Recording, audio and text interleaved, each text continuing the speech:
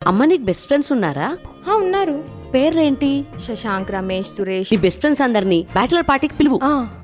ధూమ్ ధామ్ చెయ్యి. పార్టీ అయ్యాక బ్లాక్ లో పెట్టు.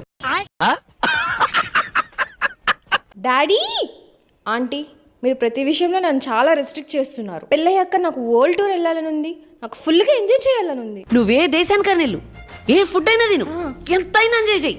నేను బుక్ చేస్తా ఫ్లైట్ టికెట్.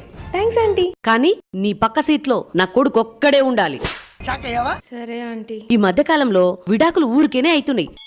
టైం బాలేక విడాకుల వరకు వస్తే దాని వెనకాల బలమైన రీజన్ ఉంటే నా కొడుకును తన్నైనా సరే నీకు విడాకులు ఇప్పిస్తా. దాని వెనకాల సిల్లీ రీజన్ ఉందనుకో, నేను నీ సంగతి చూస్తా. ఫ్రెండ్స్తో పబ్బులకి వెళ్ళకుండా, పార్టీస్కి వెళ్ళకుండా లైఫ్లో హ్యాపీనెస్ ఎక్కడుంది, హై ఎక్కడుంది?